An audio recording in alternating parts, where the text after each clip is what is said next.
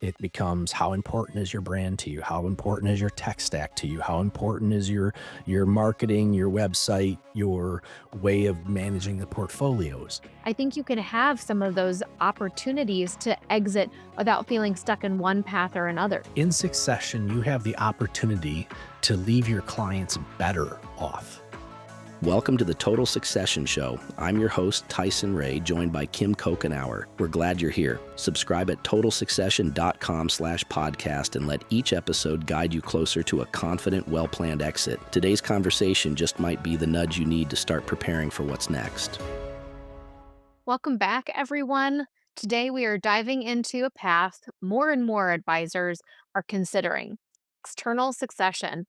Whether you're thinking about selling to a third party buyer, rolling up into an aggregator or an integrator, or entertaining offers from the private equity backed firms, external succession opens up a very different set of questions and opportunities. Yeah, eternal succession is something that everybody should explore to make sure they're making the right decision. It's a very different opportunity, right? Unlike the internal succession where you're going to be grooming someone potentially inside of your own practice, external succession can feel more like a transaction, but it doesn't have to be. So today we're going to break it down for you. We're going to define what is an external succession, what the options are under that umbrella for you, and what are the pros and cons. So we're going to dig into it because there's going to be a lot to go through. So let's start by defining it. External succession is when you sell your practice to someone outside of your existing team. It could be another advisor or another peer, the aggregator or an integrator. You can sell that to private equity, or you can actually do a combination of those options. So we're going to pause for a quick second because not all external buyers are the same. And one of those biggest distinctions we need to help you understand is the difference between an aggregator and an integrator. So Tyson, walk us through those.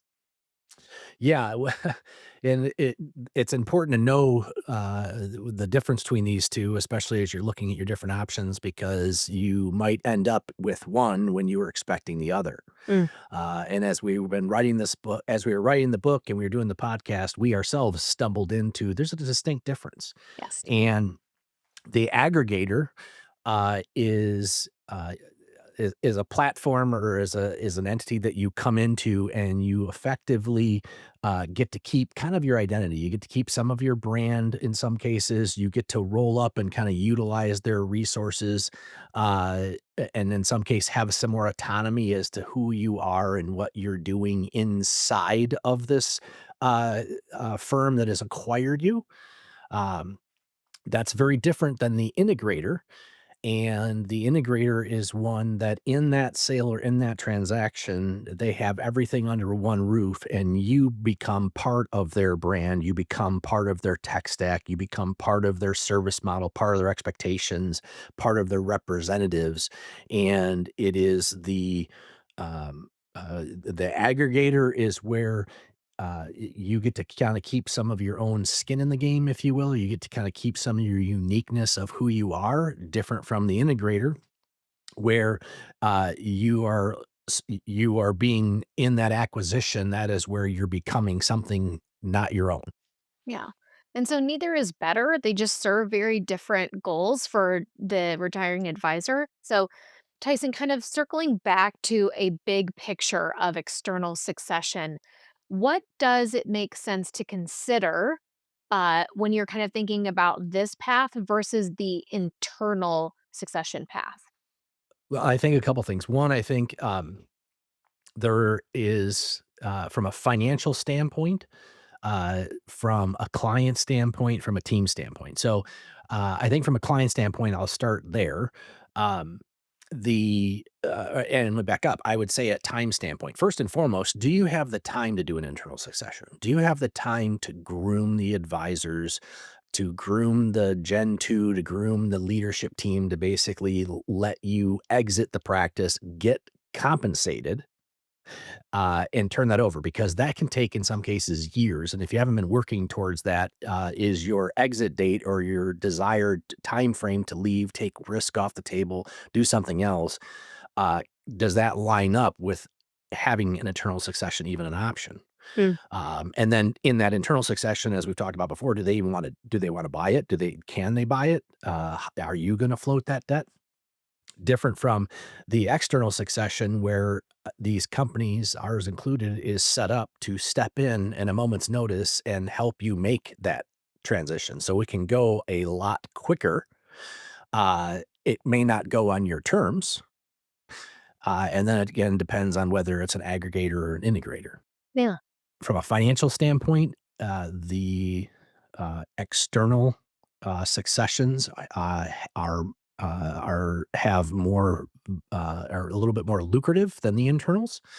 In a lot of cases, there's less risk financially than the internal, where you're hoping the business survives and you can get your compensation out of it while you're out of it. Different from the external, there's often money up front and it's often guaranteed in some earnouts. Um, and with regards to, the clients, it's whether or not is it a better option that the team can internally still take care of the clients the way you've been taking care of them versus an external, depending on who that acquirer is. The integrators will already have the service systems and things to try and enhance that client service possibly, versus the aggregators that would let you continue to kind of service them those ways. Unfortunately, there's a lot of different options. Yeah. And the good news is there's a lot of different options, but you Mhm. can't wait to explore the options. You should know what your options are and decide what's the best fit for you. Yeah. And it can still be relational regardless of whatever path you choose. So I think we'll kind of dig in a little bit more continuing on. But I think we need to address the option of selling to another advisor or another peer in your network that's not someone in your firm. So it might not be something that you think of automatically, but it's not a giant aggregator. It's not a private equity firm. It could be someone like you. You might have had similar businesses, culture, client philosophy. In a lot of ways, you might consider this as an option because you could have the best of both worlds.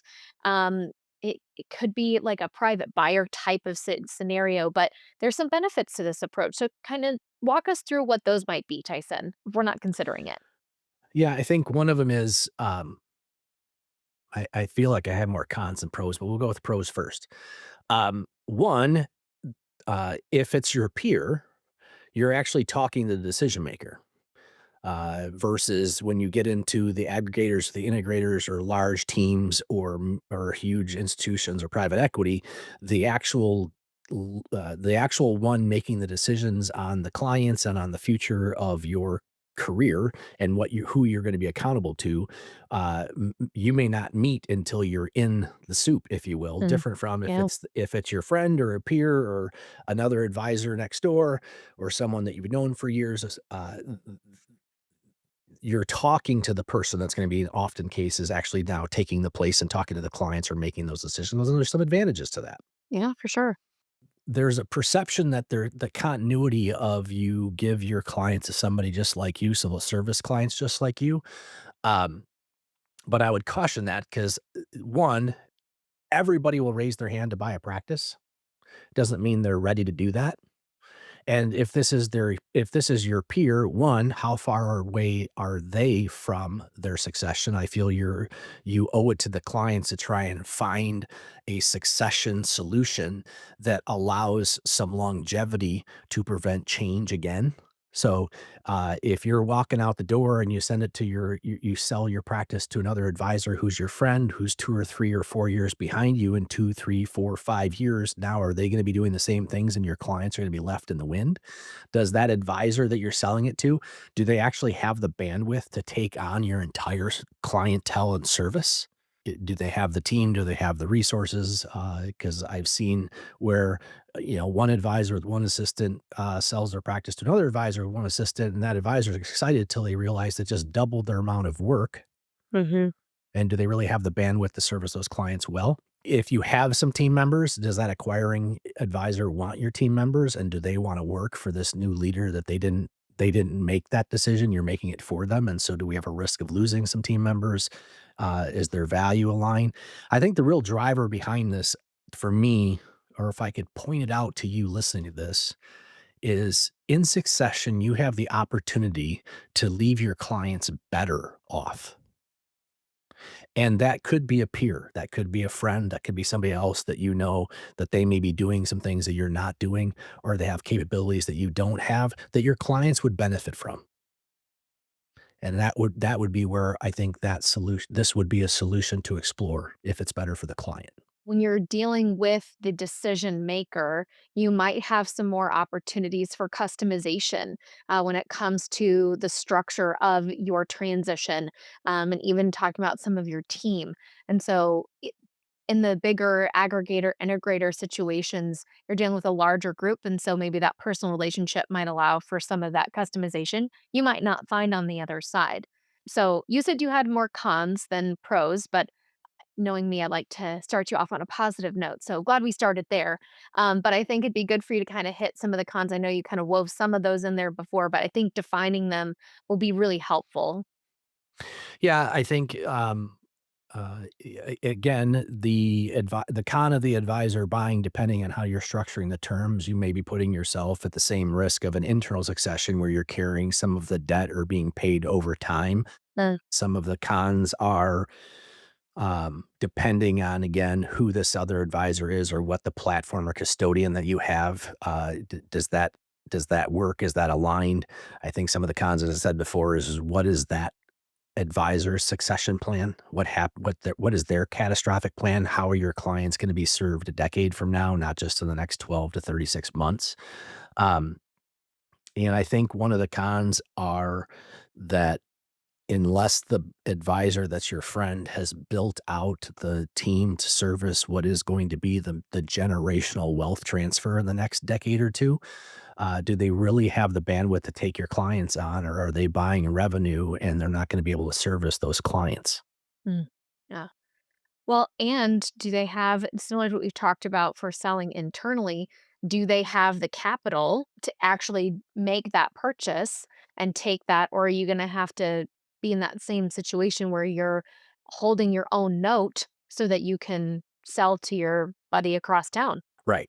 The, how that deal gets financed. And like many times, a pro is a con. The pro of it being flexible and you can kinda structure things with how you want to be compensated, how you wanna work out of the position you're in, how you wanna bring your team members on, can also be the con where you may be getting more of what you want, but not necessarily what the clients need, Hmm. or maybe not necessarily what's better.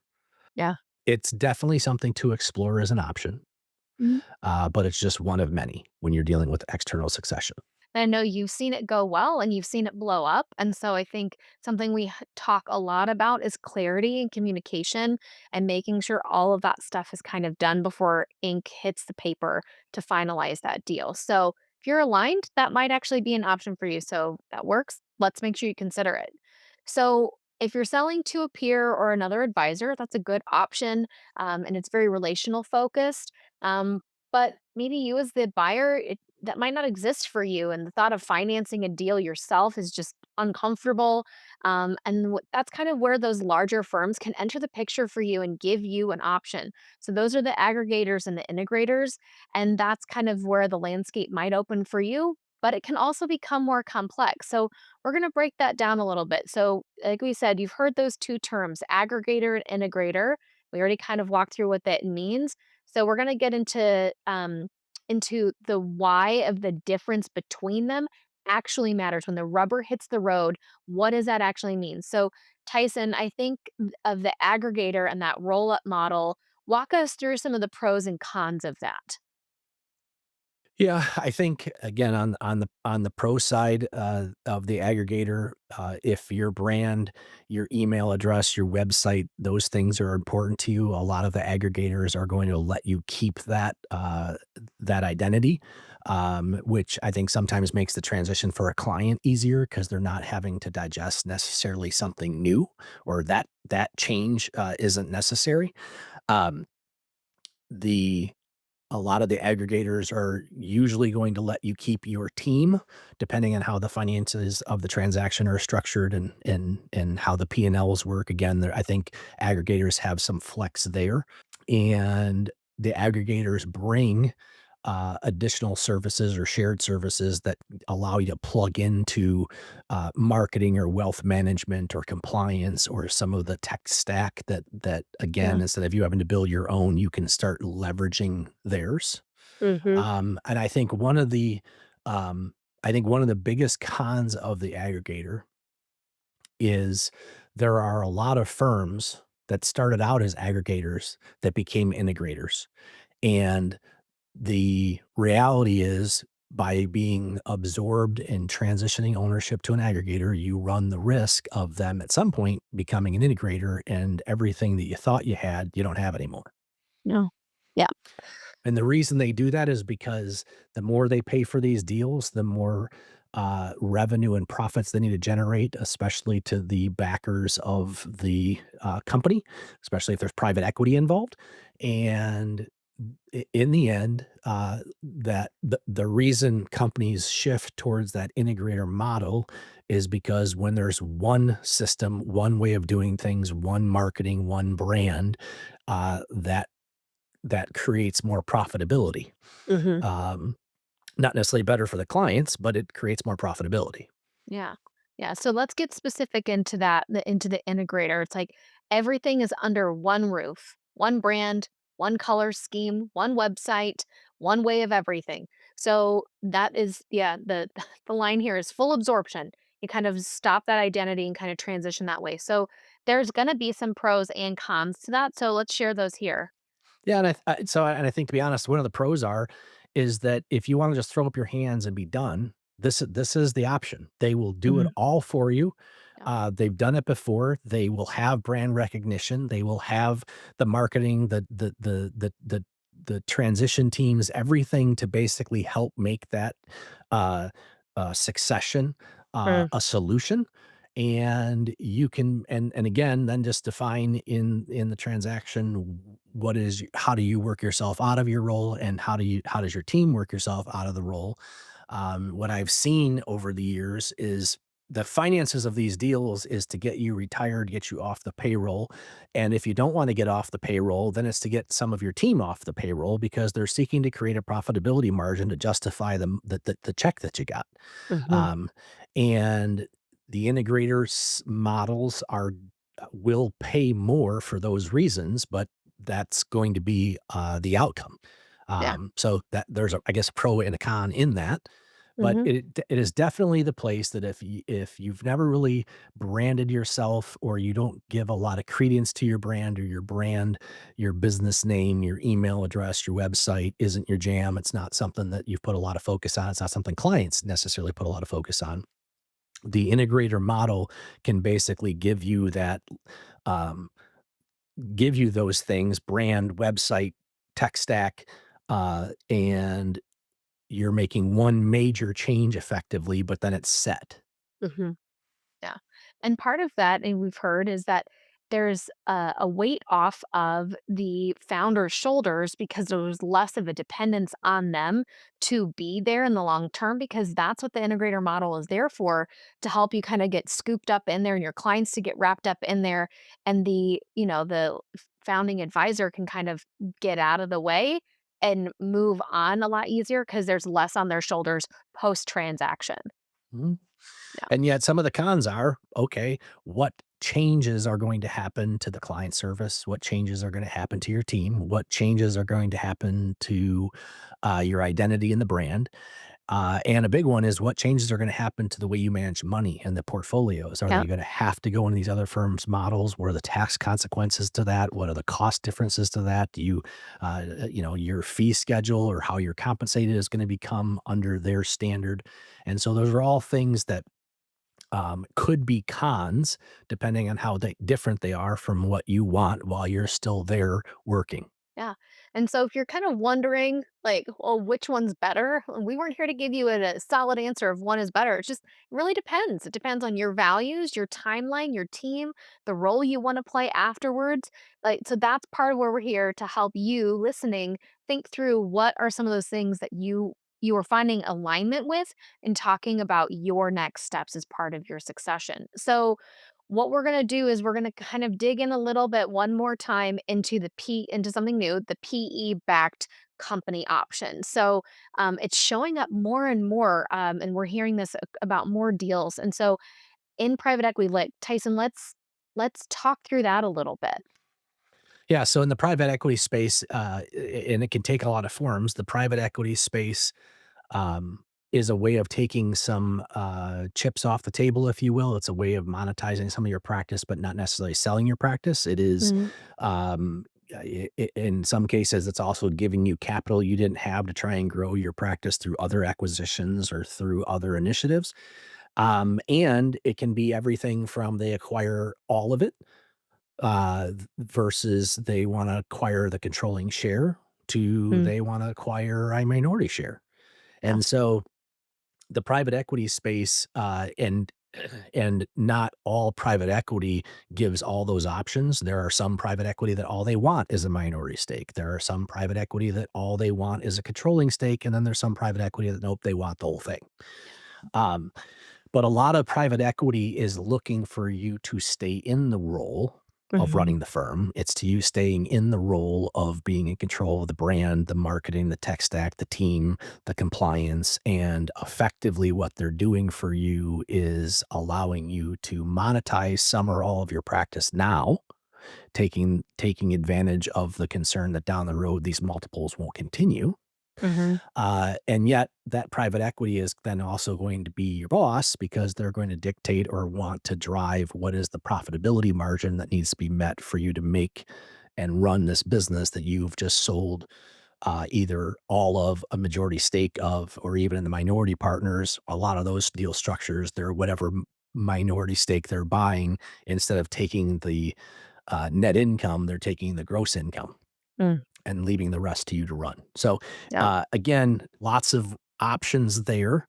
And effectively, what you're doing is you're monetizing your practice, but still controlling your business either and you're effectively bringing in a partner in the form of private equity. You're bringing in another owner or another person to help run the business uh, and the profitability, the P and Ls, and the finances, while you really do the financial services, clients, team, growth, those types of things. So private equity is more for one that wants to maybe take some money off the table, maybe wants to use somebody else's checkbook in acquisitions and growth. That's often a case for it. But it's not somebody that necessarily wants to be done in the next 3 to 5 years. At the same time, private equity can also be used internal as an internal succession solution for the team that can't afford the transaction, mm, because the private equity is seeking to often buy a business to hold that business, with the con being is that some private equity wants to hold it for long periods of time, and some private equities are looking to grow it and flip it in 2 or 3 years to another private equity firm. So the risk or the con of private equity is who you sell today may not be who owns it tomorrow.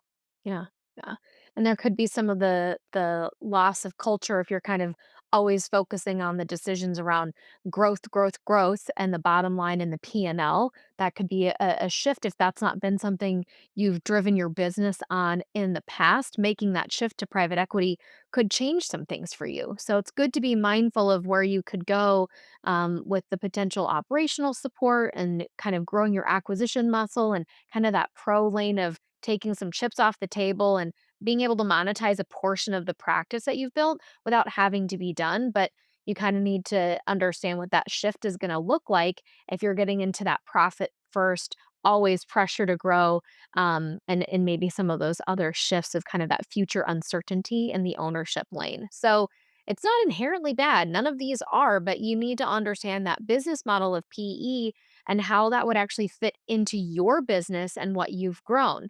So it's kind of like, what are you going to sign up for after all of the checks clear and you're kind of back into the seat of running your business with someone sitting on the side. So Tyson, we've talked about selling to a peer, an aggregator, an integrator, and private equity, but there's something that doesn't get talked about enough.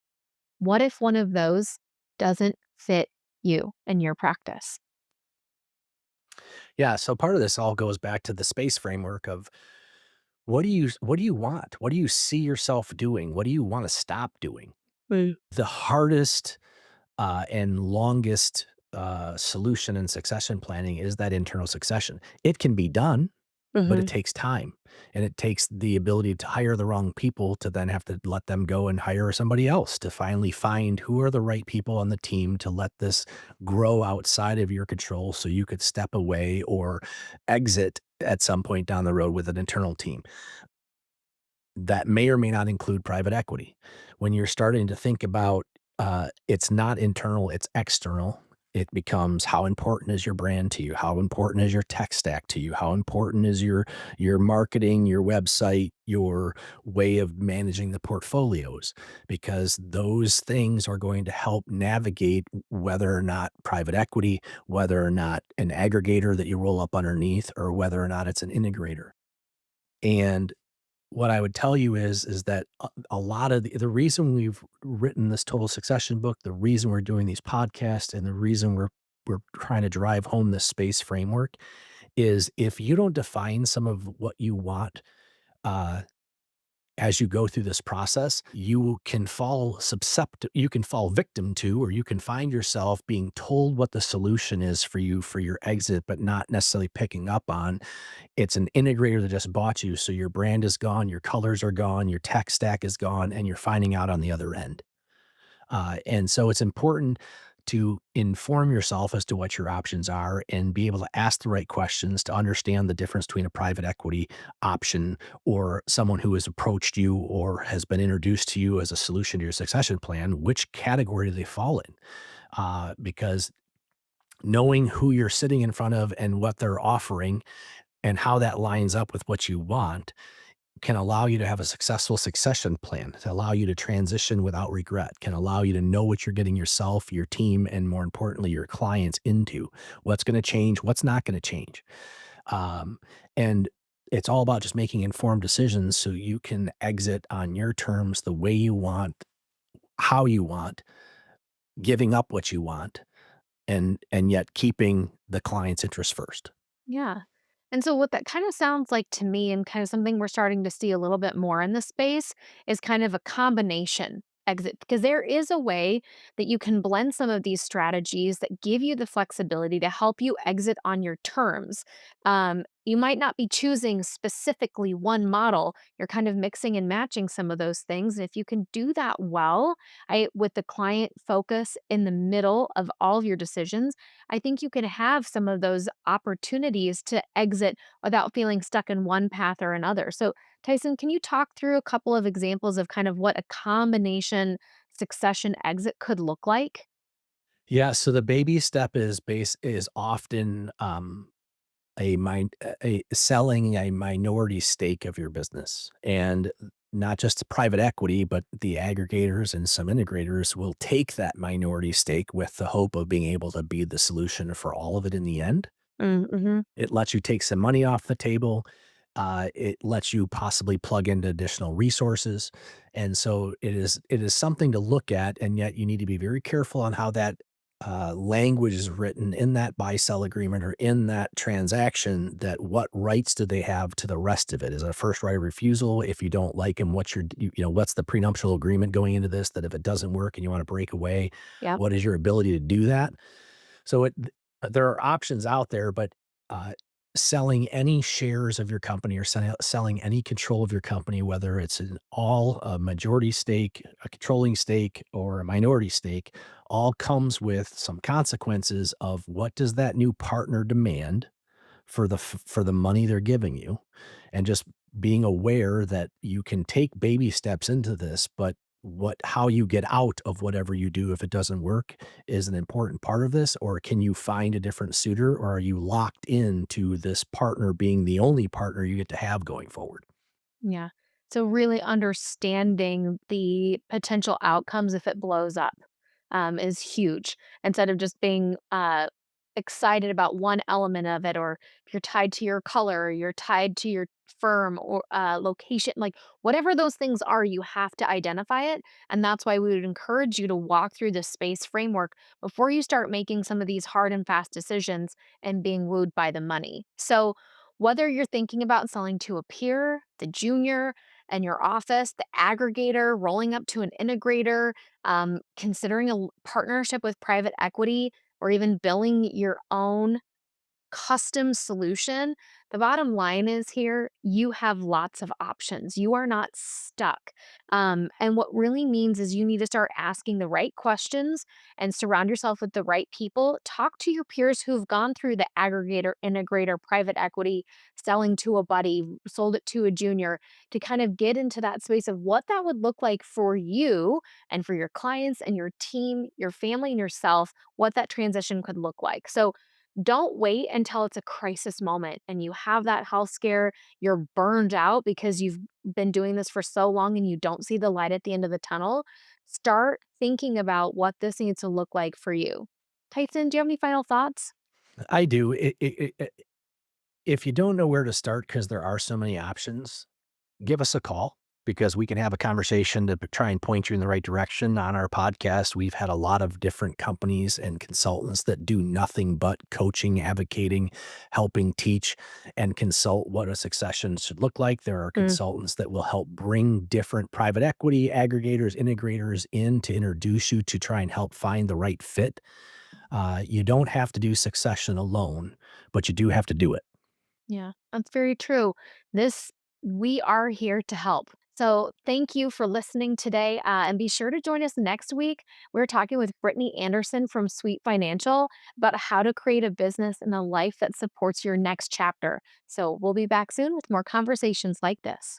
These conversations are designed to support your next move, however close or far it may be. Tap subscribe and let each episode guide you closer to a confident, well-planned exit. I've wrestled with these things myself, and that's exactly why I created something to help you do it with less stress and more direction. My book, Total Succession, is now available on Amazon. Inside, I break the process down into 5 clear steps to help you exit on your terms with confidence, full compensation, and your client's best interests at heart. You can also visit totalsuccession.com/podcast to download a free starter guide that walks you through my SPACE framework: see, prepare, act, commit, exit. Remember, you only exit your business once. Create the space to do it well. Thanks for listening. Until next time.